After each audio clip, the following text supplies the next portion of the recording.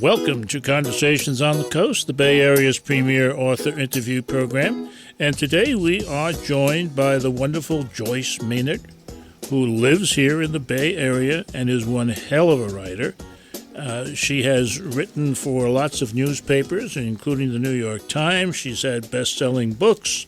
She's been a syndicated columnist. Some of those bestsellers include To Die For, Labor Day, and The Good Daughters. And she had a best-selling memoir, At Home in the World. And that one has been translated into 14 languages. So, and Labor Day is being adapted for film? Or it's coming out Christmas Day, Jim, yes. Oh, that'll give us something to do after we open the presents and kick the turkey about. It will. If you want, if you want a great love story instead of a shoot 'em up, that's the one you want to go to. And that's good for Christmas. You should have. Yeah. There should always be a love story for Christmas. That's the way. I mean, do you cry when something really tugs at your heart? A lot. That's the kind of man I like. Yeah, I cry. I cry a lot. Yeah. You'll cry at this one then. The title of the new book is After Her, and is published by William Morrow and Company, which I suppose we must say is a subset of the Colossus Harper and That's stuff. True. And stuff. Where does the title come from? I mean, I've read most of this After book. Her? Well, After there's Her. two different meanings in this title. One has to do with what happens after a woman, something has happened to a woman, which we'll find out about. And the other is a man being after her. After, yes. So, in the stalking sense. Exactly. This is a story which, as you know, because you actually read this book, it's so refreshing. The book is set against the backdrop of a series of serial killings modeled after the Trailside killings here in the Bay Area. Correct. So we're looking at a man who is after various women. After. Now, the backstory to this book is absolutely fantastic and interesting, and most of all, it's important. In looking at the notes sent to me by your publisher, you yourself say it's loosely based on the Trailside Killer story, as you just mentioned. Then there are real sisters in that story, Laura and Janet. And you met them, actually. This is where it really gets fascinating. Well, in addition to writing books, which has been my only job, really, for 40 years, I teach writing. I teach a little memoir class in my home, and my home sits right on Mount Tamalpais. And about 2.5 years ago, two women showed up, sisters, to take my one-day class, who were now in their 40s, but they introduced themselves to me as the daughters of the homicide detective who had led the investigation into the Trailside killings 30-some years ago. 1979 is when the first of the killings occurred. And all these years... And you said, welcome to my class. Truthfully, everybody has a story. And, some are more obvious at the moment, but I have yet to see somebody walk in my door who didn't have an important story to tell. But it became clear during that time. Number one, they didn't want to publish their story, write their story. They were, because that was going to be my next question. I would never steal anybody's story who wanted to write it. But they came, as many people do, to make sense of their story. It became clear to me that the events of that period of about 2 years, when they were 11 and 13, had continued to haunt them into adult life. And in fact, part of what haunted them was that they truly believed that their father was in many ways never recovered from failing to capture that killer. He was ultimately apprehended, as you might remember, in a different jurisdiction. But he was obsessed with this case, as so many people were, and haunted by it, and heartbroken that he couldn't capture this killer. And I knew then I had a story. And it's not ultimately, although I think that After Her has lots of elements of a thriller, but I'm not really a writer of thrillers and, serial killer books. I'm interested. You do a damn good job here. I'm interested in the human relationships. And at the core of this one was the relationship of the daughters to the father-daughter relationship, fascinating to me, and the sisters to each other. I loved the relationship of those sisters, and I wanted to live with it for a while. Now comes, for me, one of the most amazing parts of the backstory, that the sisters give you permission to tell their story in a fictionalized way. It was a huge gift, and it formed the beginnings of what has continued to be a really wonderful friendship.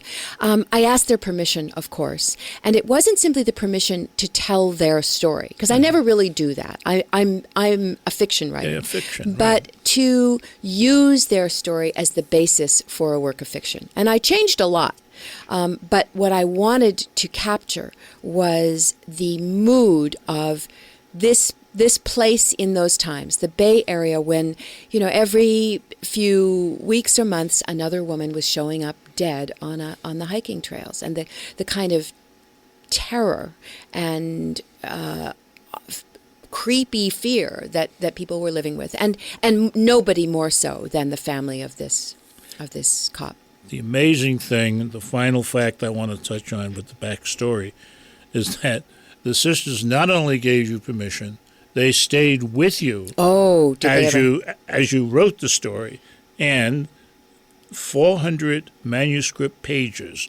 They sat down and read them all with you. When I finished this book, Jim, which was about 2 years in the writing, the first people I wanted to show it to were the girls, were the sisters. And I invited them to my house, and we sat down. They showed up at about 8 a.m. I made a big pot of strong coffee, and we sat in my couch, and when we finished, we were into the red wine. It was about 8 o'clock at night. But they laughed and they cried, and they were my first and most important readers. The result of all this, I believe, is 3 books in one, and we'll check out that theory when we return. You're listening to Conversations on the Coast with Jim Foster. Follow us on Twitter at Jim Foster COC, or send an email to jimfostercoc@gmail.com. We are speaking today to the wonderful Joyce Maynard, written many bestsellers, and I think she's got another one on her hands. This book is called After Her. Her publisher is William Morrow, and a gentleman by the name of Robert Bausch, author of A Hole in the Earth and the Gypsy Man, says in part, as with all of Joyce Maynard's fiction, there are characters who come alive and command our attention. Rachel and Paddy Torricelli, their father and mother, the other woman in the father's life, only one she mentions, the gradually building tension from page 1, all kept me up at night. I couldn't put it down because the story moves like an express train.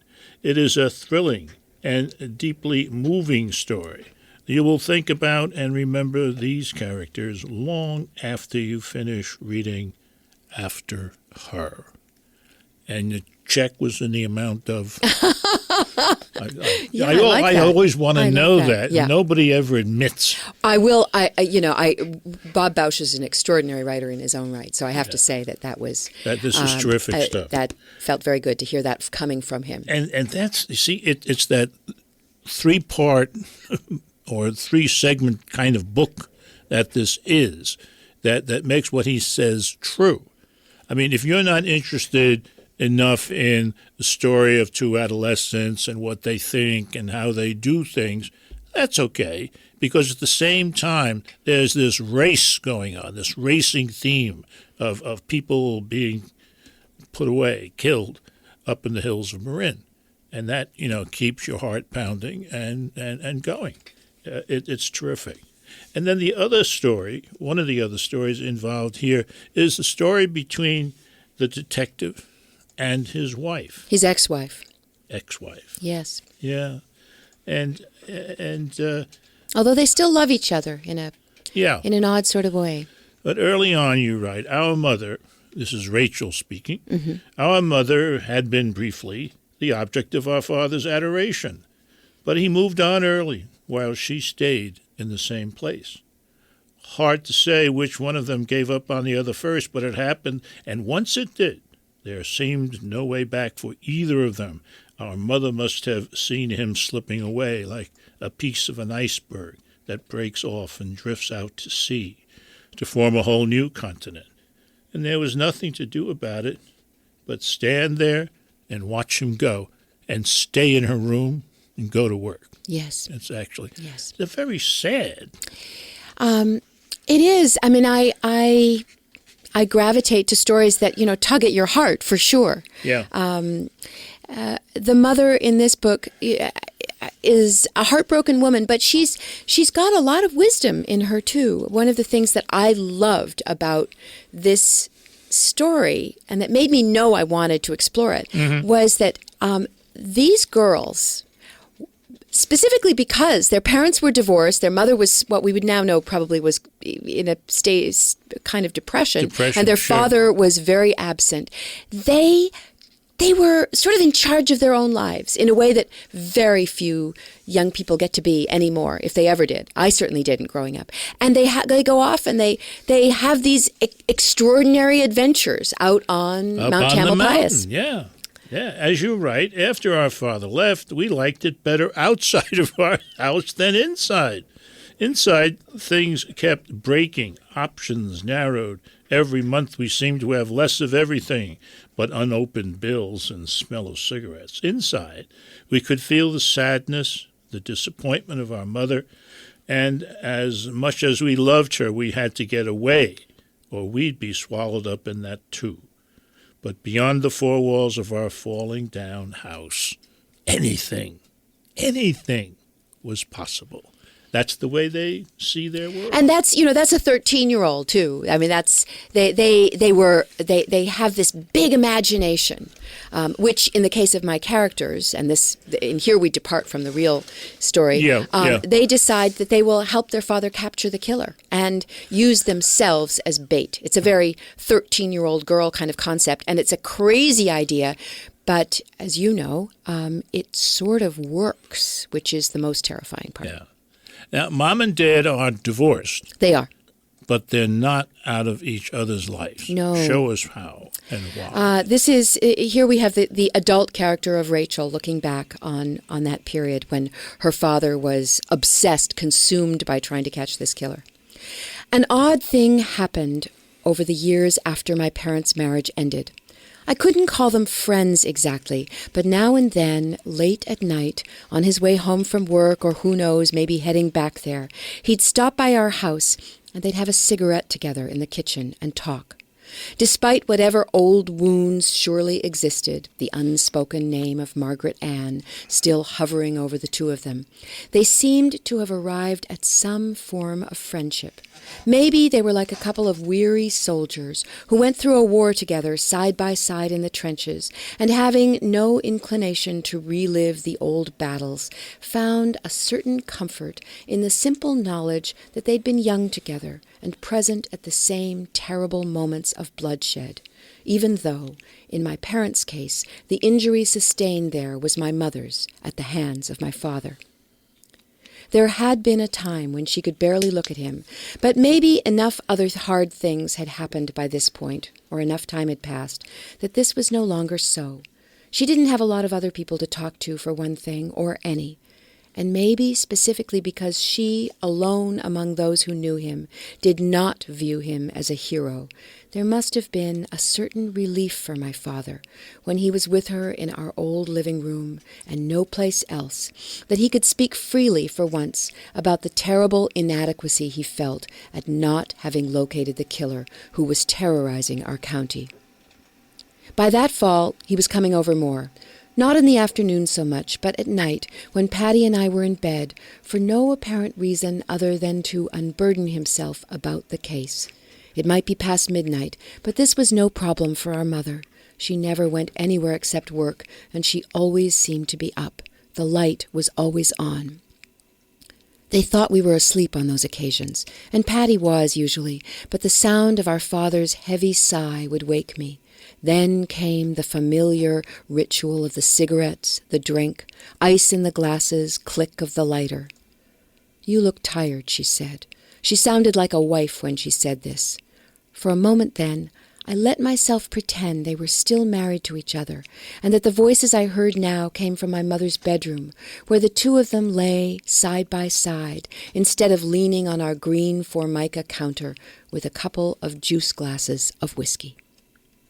That's the core of what we might call story number 1 in this book. And when we come back, we're going to look at the Rachel and Patty story. Stay tuned. You're listening to Conversations on the Coast with Jim Foster. Follow us on Twitter at Jim Foster COC or send an email to jimfostercoc@gmail.com. After Her is the book we've been reading. The author, Joyce Maynard, has been nice enough to stop by and talk to us about the book. And she said I could read some more praise for the book from the back jacket. It's okay by me. So I will. Yeah. And this comes from Christopher Castellani, author of All This Talk of Love. Quote, "Though you will be tempted, try not to turn the pages of this complex thriller too fast, for you will miss a tender elegy, an evocative coming-of-age story, and a tribute to the enduring bond of sisterhood." And one is tempted to turn clickety-clickety-click because of the crime story that is front and center. But the thing that is never far away, because of the way you tell the story, is the story of Rachel and Patty. Patty, incidentally, the younger sister, is a great basketball player. Yes. That was fantastic. It was one of the particular joys of writing this book that I actually got myself some lessons in basketball shooting from the adult younger sister, who is also a basketball player.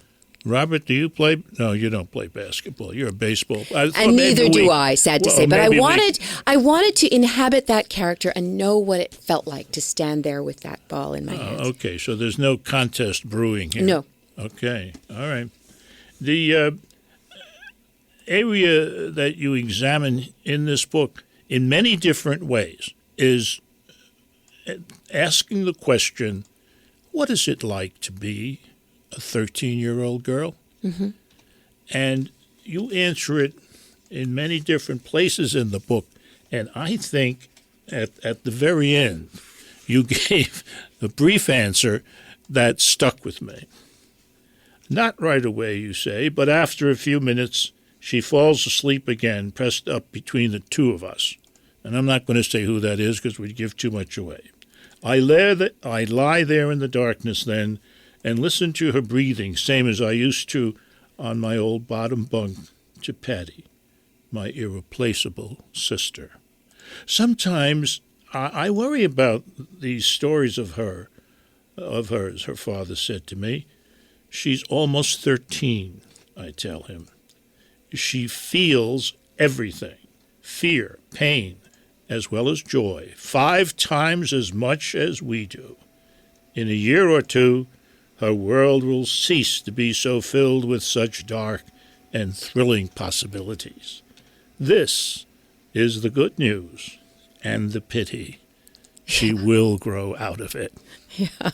And I mean, that's calling it right on. I go back and back in my work to that age group, although I'm writing for adults, I should add, Jim. But I think I love that moment in a person's life when he or she stands right at the cusp and is both child and adult, exploring, still with a belief in a kind of innocence and belief in magic and a fascination, terror of and fascination with sexuality, and a sense that everything's possible. My novel Labor Day also has a 13-year-old at its center, and I'm a long way from 13 myself. I'll turn 60 in a couple of weeks, but I go back to that age because I think all of us still have within ourselves the 13-year-old we once were. Oh gosh, yes, yeah. That's why in our lives, even though we're getting on in years, we have certainty and total doubt. Yes. Back and forth on so many things, so many times. And I don't ever want to lose sight of the girl I used to be. And I think that's what, sort of keeps our little flame going. Uh-huh.